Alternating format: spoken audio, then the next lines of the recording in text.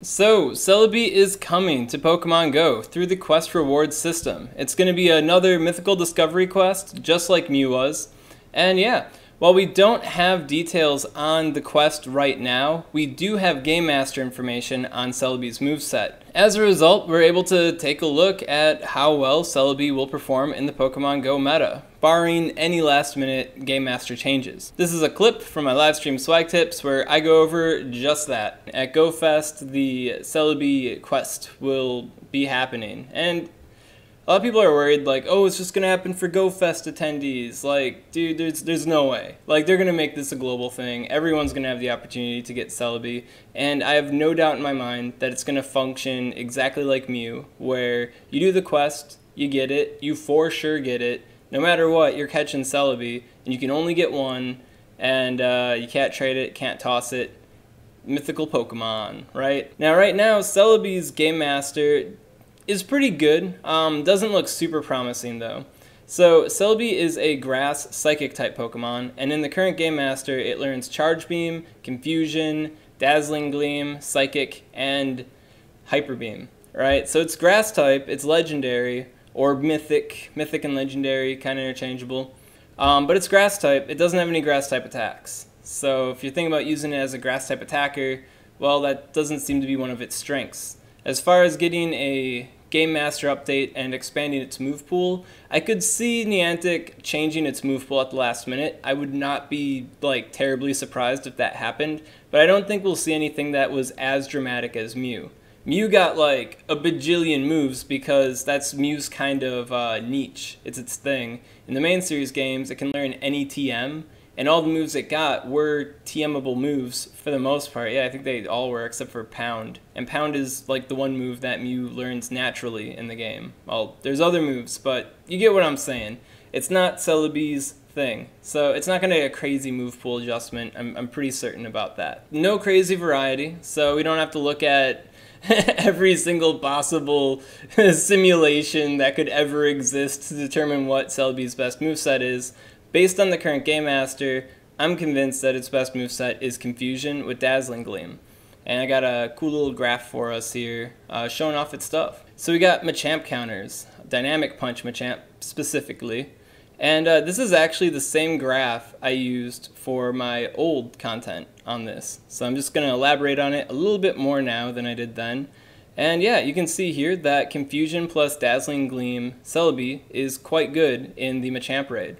Now, it's not as good as Ho-Oh, not as good as Gardevoir, and in fact, Lugia is so insanely good that I cut it off of the graph because it just smushed everything to the left in like the worst way. And so I was like, I want people to actually read this. So yeah, Lugia is like way off to the right, so far off to the right that it's like the only Machamp counter that matters, but not a lot of people are into powering up their Lugias, or they might not even have Lugias to power up. I don't know, man. I gotta show everything here, give a good representation. Yeah, and then Mewtwo, also really great. And kind of a faux pas on my part, but I didn't include Shadow Ball Mewtwo.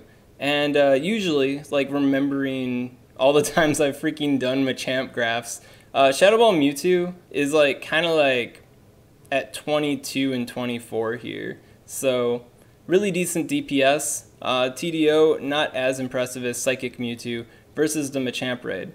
Well, yeah, down here we got Confusion, Dazzling Gleam, Celebi. So both moves super effective, and it's got the super effective fast move Confusion, which is a huge boon for it. The fact that Mew doesn't have a super effective fast move to hit Machamp with is basically the main reason why it really doesn't show up on this graph. Its DPS is basically too low for the solo. If I remember correctly from my Mew content, like Mew just barely cuts it if it's maxed out. But Celebi here, if you have it maxed out, powered up really high, it's a really decent option for this on the level of Hurricane Dragonite, which very solid option for the Machamp solo. So I can't say for certain that it's like 1000% advisable to power up a Celebi specifically for this, since there are obviously, you know, better options that have more dynamic uses than Celebi, you know, like Ho-Oh, Lugia, Mewtwo, Gardevoir.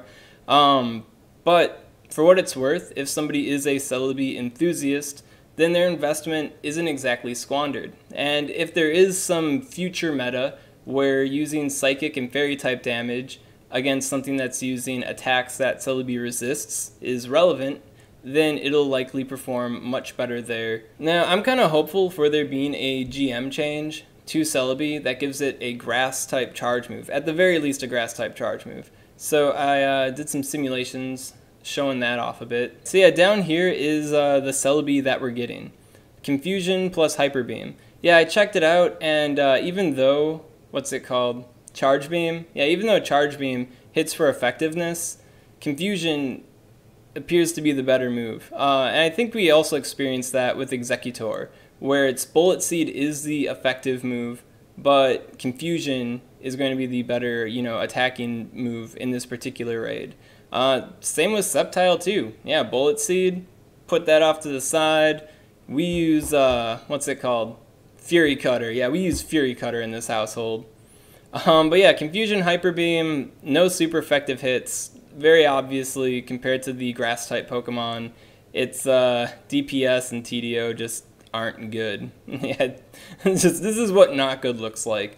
For reference, just thinking about the DPS here, the damage per second, Blissey is at a 9. So Celebi is better than Blissey, but if you're going for a Vaporeon solo, you still don't want to be packing a Confusion Hyper Beam Celebi. That's kind of goofy, right? But if there's a Game Master update and Celebi gets Grass Knot, which it can learn in its move pool, and Grass Knot also being one of the most powerful grass type charge moves in the game, aside from Frenzy Plant there, yeah, it actually brings it up to a very respectable level. If Alolan Executor didn't exist, it would be the highest TDO water type counter. But Alolan Executor does exist, right? But if we end up fighting other raids that have like ice type damage from a grass type, ice type damage from a water type Pokemon, such as Kyogre, not having that double weakness could prove useful for Celebi. I don't know if Celebi can body tank a Blizzard. I'm pretty sure it can because its base stats are like 100, so Celebi could probably reasonably tank a Blizzard from the Kyogre, and if it got Grass Knot, then it would be a pretty good counter to the Kyogre. So that's something to consider there. And just to take this prediction kind of stuff even further, I decided to make up a Magical Leaf. Magical Leaf is an attack that many Pokemon can learn in the main series games, but we don't have it in Pokemon Go yet. So I made it as a fast move and paralleled it with Waterfall, kind of like how SmackDown's paralleled. It doesn't really matter, I just wanted a grass type fast move that's different.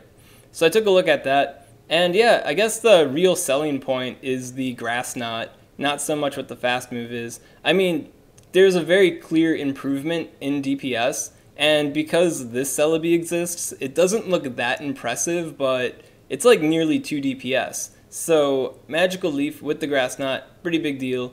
But if you don't have it, the Celebi is still contributing to a Vaporeon solo, so not a big concern. So fingers crossed for Grass Knot on Celebi. Some people say Niantic scopes my content and makes changes to the game based on it. So John Hankey, if you're watching, Grass Knot on Celebi, please.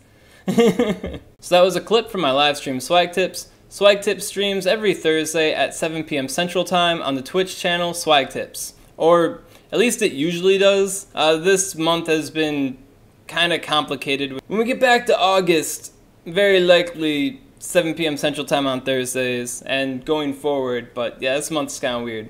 If you want to stay up to date with when my live streams happen, follow me on Twitter or on Facebook. Got links in the description. Search them SwagTips, right? And you'll find me. If you got any questions on this content that you want explored, then comment below and let me know.